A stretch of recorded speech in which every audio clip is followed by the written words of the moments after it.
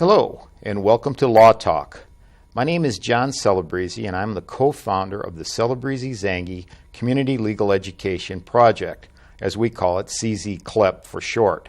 Our organization provides continuing education about the judiciary and legislature to attorneys, judges, government officials, and the general public. As a career educator, I recognize early on how important legal matters are and how they impact our lives. I am the nephew of the late Anthony J. Celebrezze, who was the popular five-term mayor of Cleveland and a member of President Kennedy's cabinets. As a tribute to his lifetime commitment to the legal process, we dedicate this show.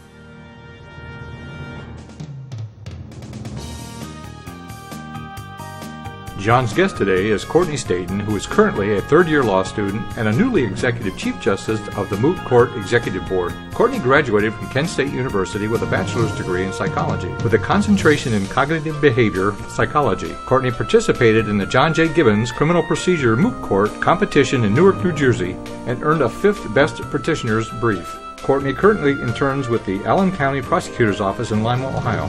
Now let's join John and his guest. Courtney, welcome to Law Talk. Thank you for having me. Well, it's our pleasure. You know, Courtney, you're a very special guest, of course, but I'm going to kind of explain that to you. You are the 5th Ohio Northern student that I've had on Law Talk in as many years who was successful in winning my uncle's, I call him affectionately Uncle Tony's, Anthony J. Celebrezze Appellate Court Competition.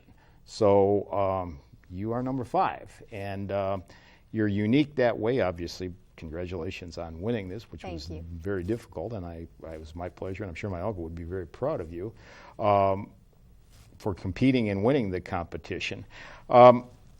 So we're going to kind of dig in, if you don't mind, as to the specifics of the cases. They are always sort of intrigue me as to what those people who put these competitions together come up with. And then interestingly enough, and it's been the same couple of years it's been happening, the Supreme Court has actually acted on your case now, correct? Yes. Okay, so now we actually know the rest of the story, as Paul Harvey would say. So, exactly. Yeah, okay. All right, well, for the benefit of my viewers, many of them have seen other, of course, Ohio Northern students in, but we'll be a little repetitious, but nonetheless, to set the stage here. What is the appellant advocacy competition at Ohio Northern Law School other than being named after my uncle? Well, we actually have 2. We have one appellate advocacy competition for first years, which is called the Dan Guy competition, and every first year is automatically entered into it. It's part of our legal research and writing course. I see. So you write a brief, and then you're entered into it, and that carries on for the first years. And once you've had that experience, we elevate to the Celebrezze competition, which is open to second and third year students. And essentially, it allows for open enrollment, and you study a pending Supreme Court case. This year, the petitioner's brief and the respondent brief were made available to us. So you read up on your case law and you establish a game plan, if you will, about how you're going to tackle the information in the case. And from there, you are randomly assigned a side. So you don't come into it knowing which side you're going to have which side you're going to have to orally advocate. And then you're paired against someone. And this year, I believe that there were 4 rounds. So I had the opportunity to bounce back and forth and do both sides of the argument. Sides. Yeah. Yes. Typically when I've had your fellow students on and former students, I always equate this to my brother was a police officer, and when he had to qualify with his sidearm, a lot of people don't know this, but he had to be able to shoot with both hands. Mm-hmm. Okay, I sort of learned something about that from him. It's the same thing. You actually have to be able to argue both sides of this thing. You do. Yeah.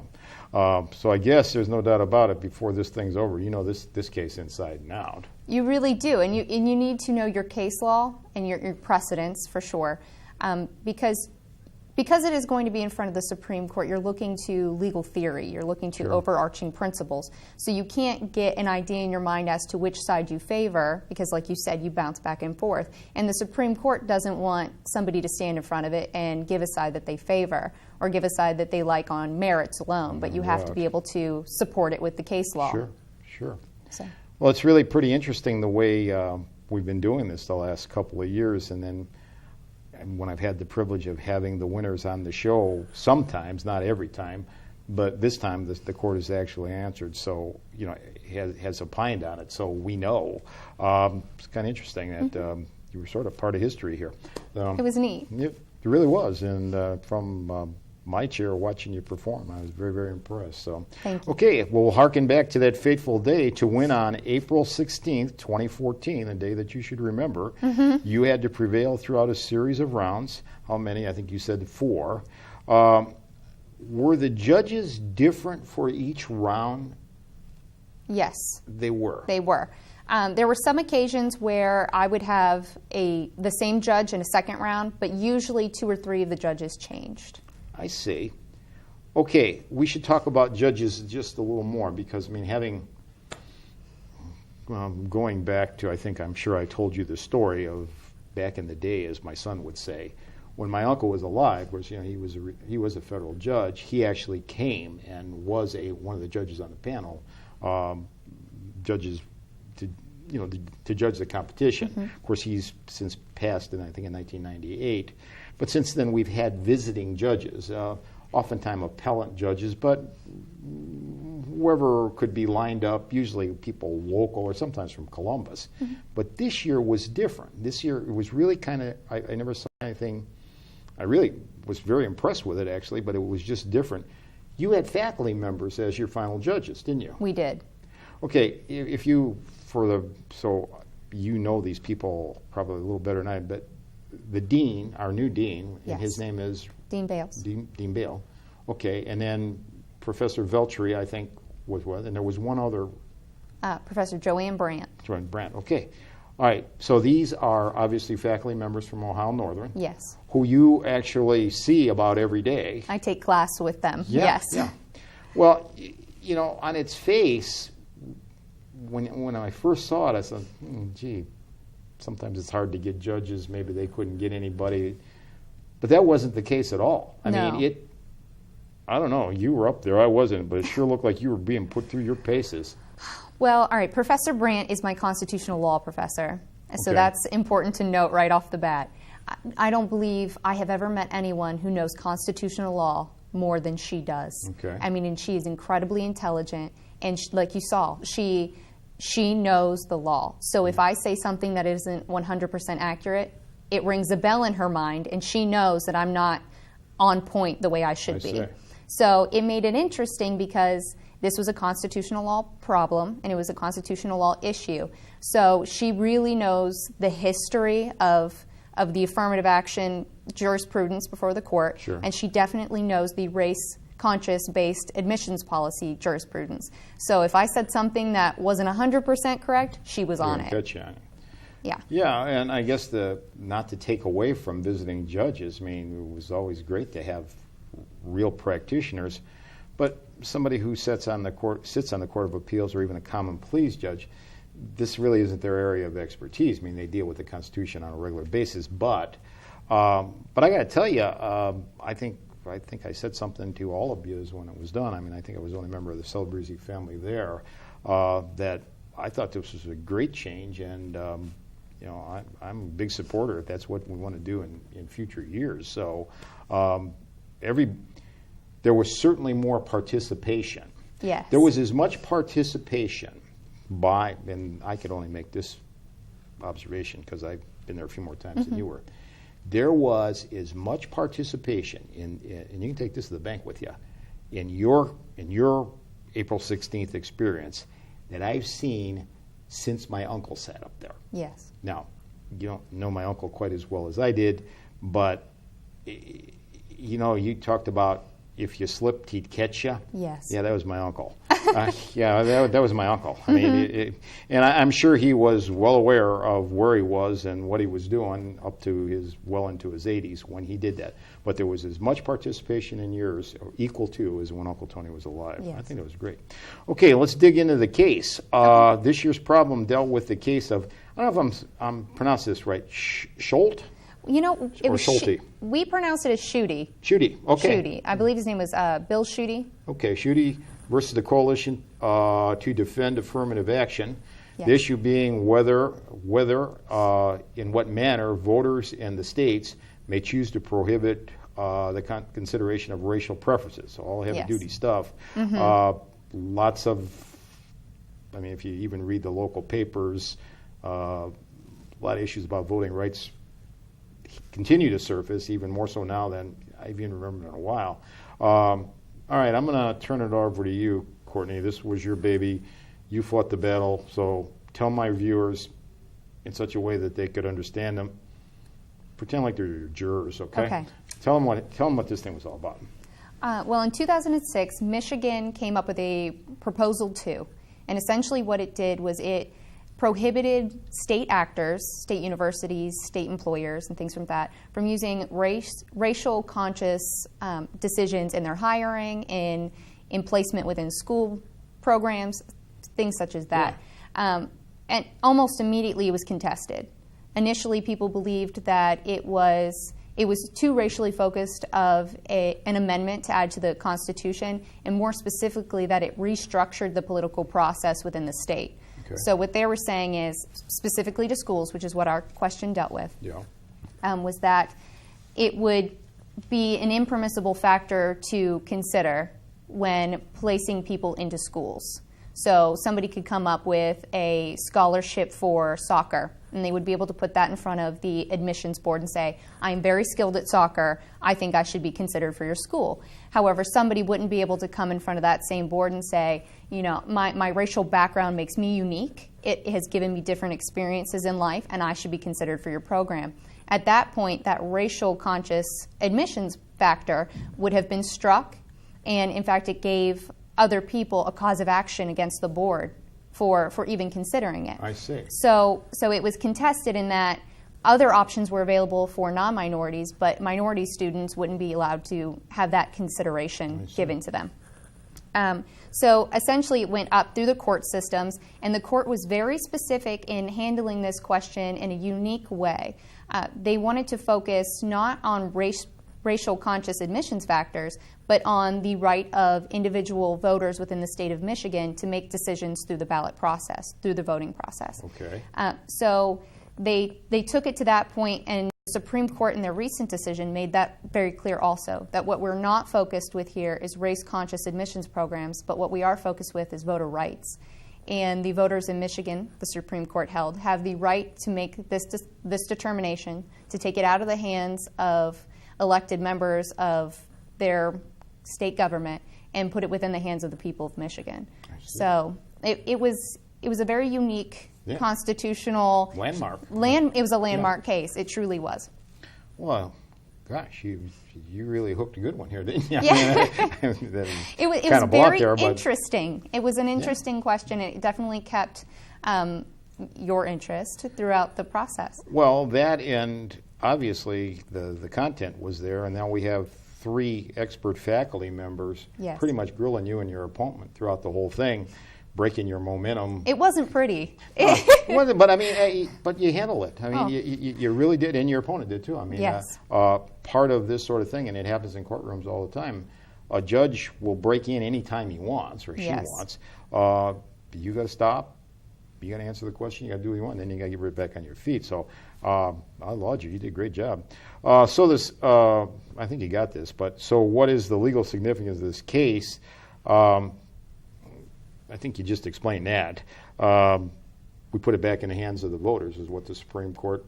We do, and we had to focus on the question before the court. I think a lot of people got confused as to what the case truly meant and what it was truly about. And a lot of people saw the words affirmative action and race-conscious admission policies and got diverted. They digressed to a different issue that the court wasn't willing to revisit. They just visited that in Fisher v. Texas the year before. So they were very focused on on voter rights and the voter ability to change what they thought were impermissible practices within their own state.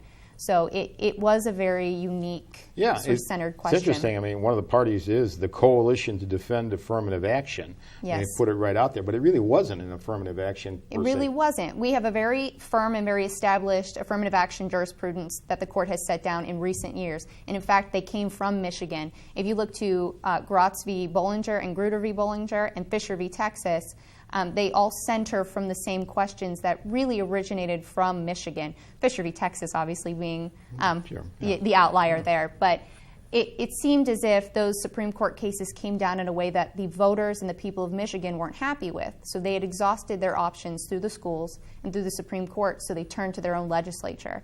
And they turned to their own constitution within the state in order to make that change at a localized level. And the Supreme Court absolutely, in the decision they come down, acknowledges the right of the voters within the state to, as they call it, experiment within and of themselves to see where the nation's going to go as a whole.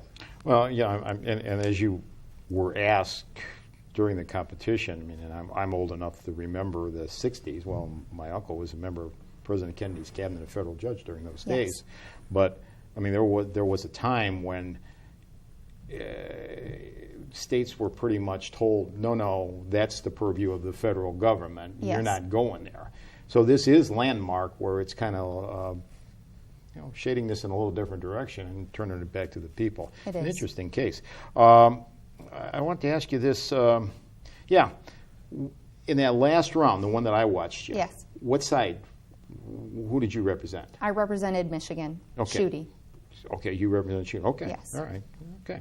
I had represented the Coalition to Yeah. Defend Affirmative Action twice, however, previously. No, but in the end, and of course, it's like answers at the end of the book. We now know Yes. you actually did represent the winning side on this. I did, and it was actually really cute. I had professors reach out to me the day the decision came down, and they were like, congratulations, as if I had won in front of the Supreme Court. It was really neat. Well, you sort of did. Yeah. And well, this is really neat, kind of the way we're doing this, too, is they have this opportunity to actually see the court. Because I know after I always try to attend, and then as I read the paper and whatnot, I'm always, I wonder if that thing is going to come down. Mm-hmm. Now, sometimes your colleagues who have appeared on Law Talk with me, and depending, I know you've had a very busy summer, but sometimes I always invite them. Some tell me, well, I can come, but I have to come really early in the summer. Yes. Sometimes they go abroad or whatever.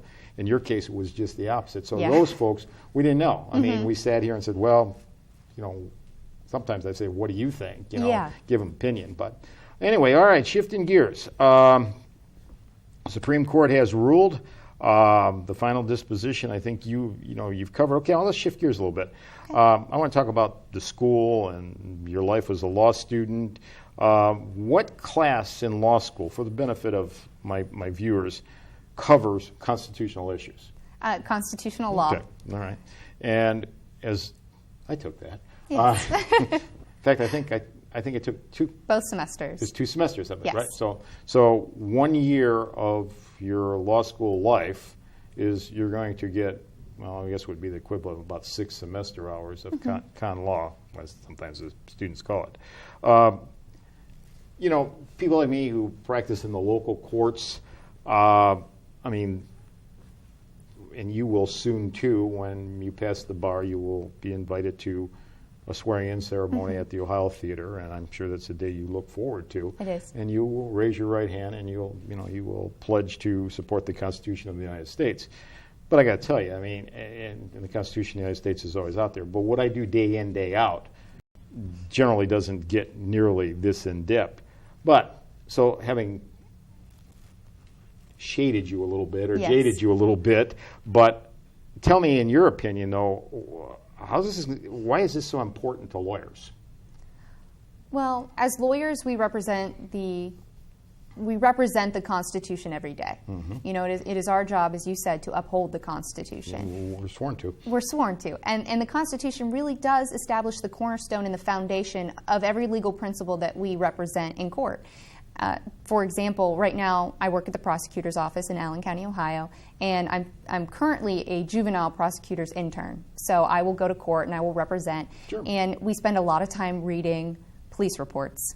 And you need to look for those basic constitutional problems that stand out for you.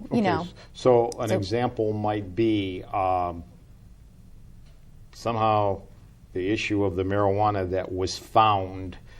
We have a Fourth Amendment search issue. Exactly. You need to look in to see how the search was conducted and if it was appropriate and if it was proper and if there are grounds to object to a search. Sure. You cover your bases. So this is kind of interesting when you put it in that perspective. Sometimes people overlook the trees through the forest or whatever that old saying is.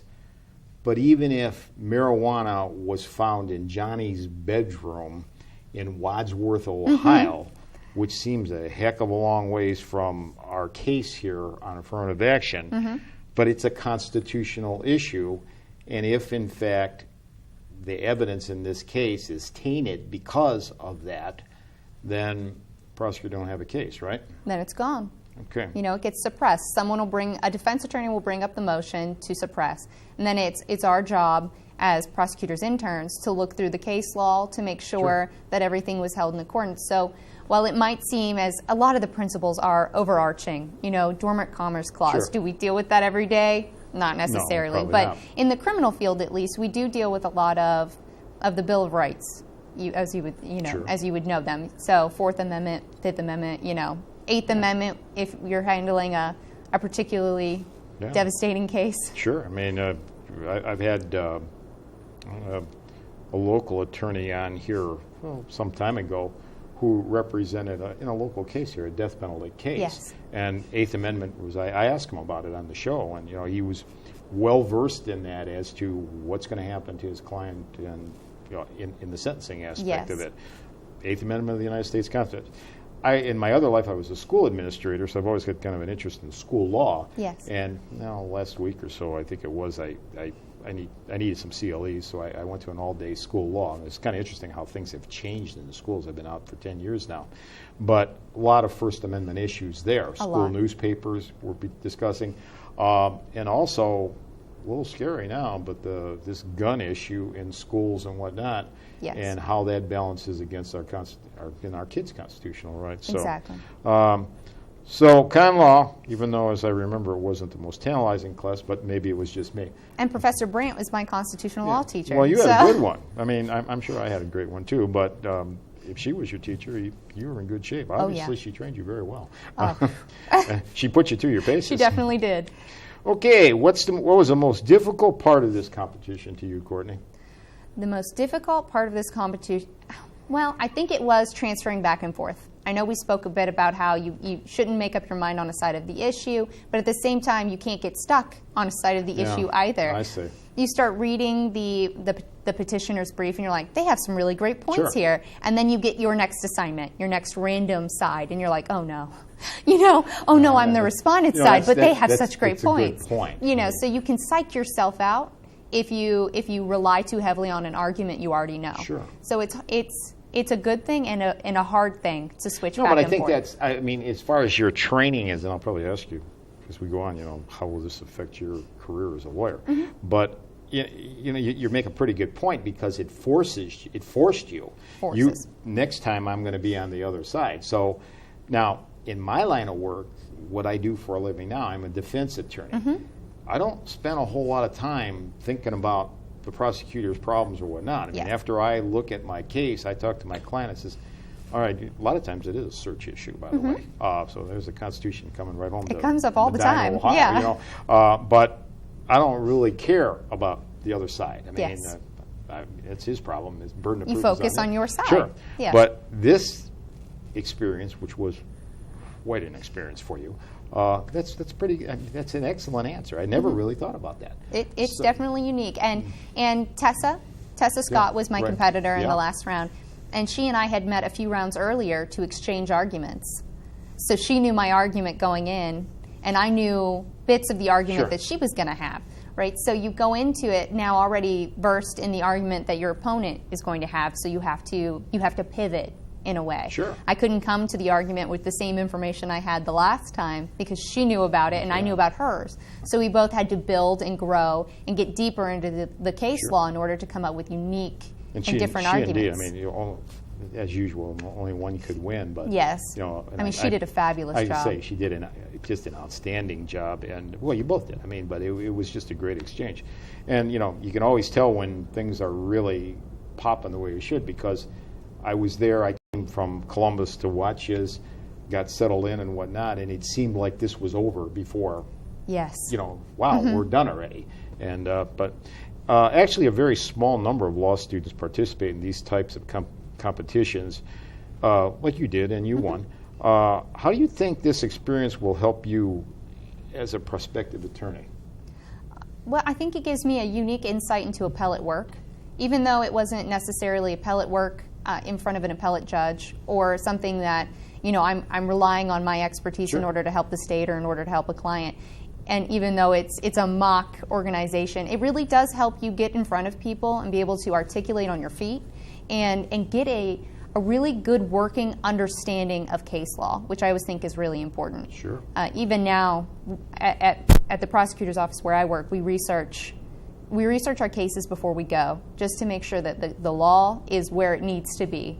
And I think a lot of law students don't realize that you need to back up your information. That's an excellent point. And I guess what you said earlier sort of dovetails right into that too, Courtney. I mean, I just sort of getting to think about it myself. I mean, this idea of not locking your thinking into one way or another. You know, I'm a defense attorney. I think like a defense attorney. All right. So I mean, if you carry that with you for hopefully a long, successful career, I don't think you can go wrong. I mean, you know, in fact, you're probably going to be a very effective lawyer. Don't have too much time, but I'm curious. What motivated you to participate in this? I really like doing appellate work. Like I said earlier, we have the first year competition, and I actually won the first year competition. Sure. So that inspired the love of moot court, you know, for me. It was a logical progression. Yes, and then from there, I joined moot court as an organization and was able to participate in the criminal procedure team for the Gibbons criminal procedure team, and we did pretty well there too. We moved on 2 rounds, so we actually did 3 rounds, and we got 5th best brief in the competition. Very good. And then from there, I decided to enter Celebrezze. I knew it would be another good experience to learn and to become a better appellate advocate. And then from there, I went ahead and joined moot court on the executive board. Yeah, well, we're glad you did. Well, thank you. We're glad you did. You did an outstanding job. Well, I think our time is about up. I thank you for being my guest on Law Talk today. Thank you for having me. And I me. take this opportunity to wish you the very best in your last year of law school.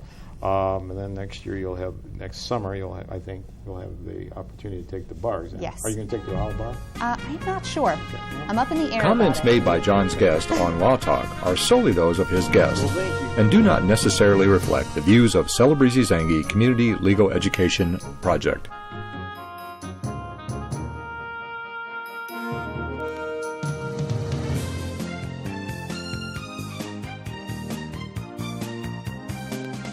To view this show and others, go to www.czclep.org.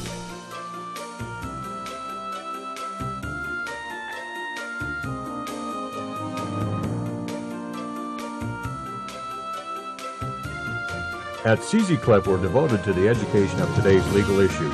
Fueled by the public's keen interest in our legal system and current events, CZ is dedicated to the educational venues aimed at enhancing the understanding by all citizens, regardless of age, education, occupation, or wealth. A function of the Celebrezze Zangi Community Legal Education Project.